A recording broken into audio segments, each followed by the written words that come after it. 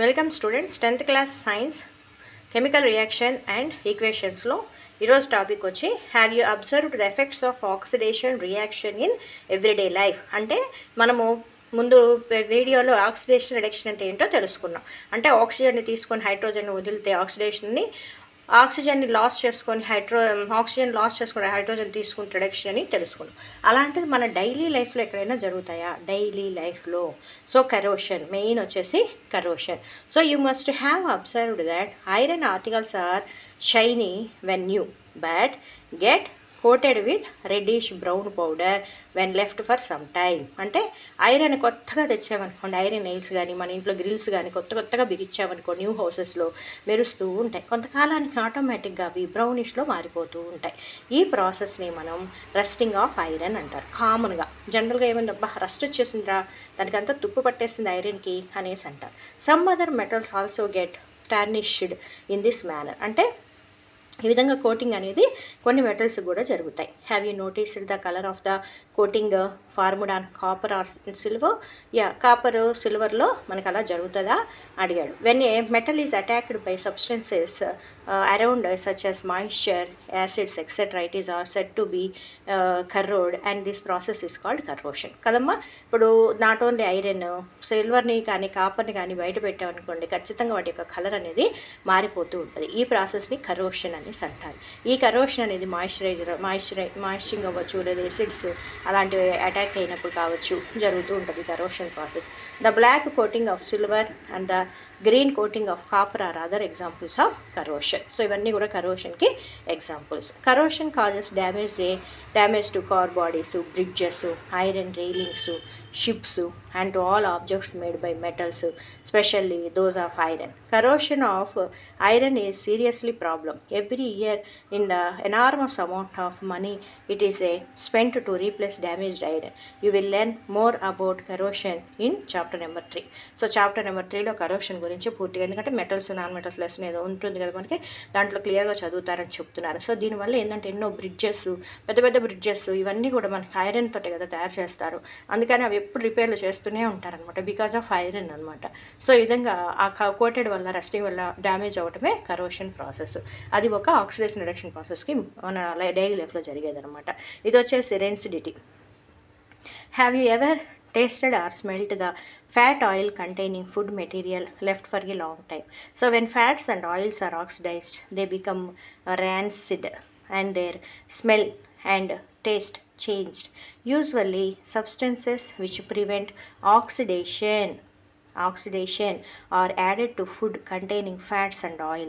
So ఈ విధంగా మనం ఫ్యాట్ అండ్ ఆయిల్తో కలిపినటువంటి మెటీరియల్స్ని కొంతకాలం బయట కనుక ఉంచినట్లయితే కొంతకాలానికి వాటి యొక్క టేస్ట్ అన్నీ మారిపోతూ ఉంటుంది. డైలీ లైఫ్ మనం తినే ఫుడ్ మెటీరియల్ ఏదైనా వీటితో తయారు చేసిన ఫుడ్ మెటీరియల్స్ కానీ, స్వీట్స్ కూడా చూడండి కొన్ని ఆయిల్స్తో తయారు చేసిన ఎక్కువ రోజులు నిల్వ ఉండవు. కాబట్టి అవి ఒక రకమైనటువంటి స్మెల్ని, తర్వాత ఒక రకమైన టేస్ట్ని కలిగి ఉంటాయి. ఏం జరుగుతుంది ఇక్కడ అంటే, keeping food in air tight containers helps to slow down oxidation. ఎప్పుడు మనకి బాగా స్పాయిల్ అవ్వకుండా ఉండాలంటే మన పెద్దవాళ్ళు ఏం చేస్తారు, వీటిని బాగా టైట్ కంటైనర్స్ అంటే మూత గట్టిగా పెట్టిన డబ్బాల్లో ఉంచుతూ ఉంటారు.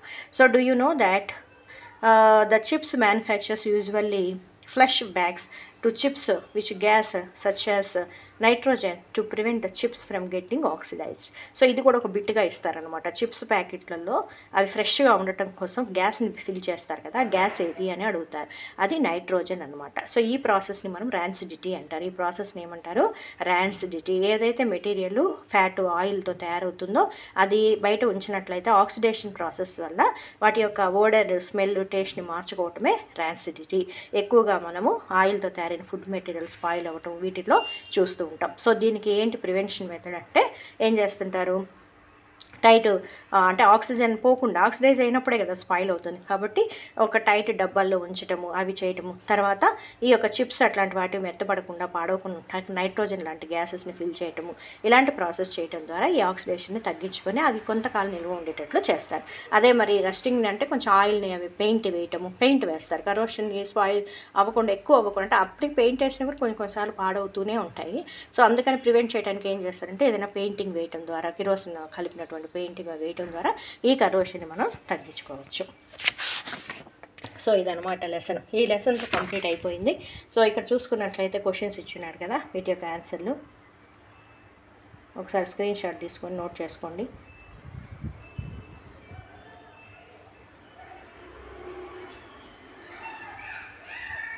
Why does the color of copper sulfate solution change when an? Because copper is displaced by iron. అది ఇవన్నీ కూడా మనం డిస్కస్ చేసుకున్నవి. ఓకేనా? సో ఇది విధంగా ప్రతి క్వశ్చన్కి ఆన్సర్స్ కూడా ఉన్నాయి. ఒకసారి నీట్గా మీరు దీని స్క్రీన్ షాట్ తీసుకున్నట్లయితే ఆన్సర్స్ అన్నీ మీకు దొరుకుతాయి. దీంట్లో ఏమైనా డౌట్స్ ఉంటే మీరు కామెంట్ బాక్స్లో పెట్టండి.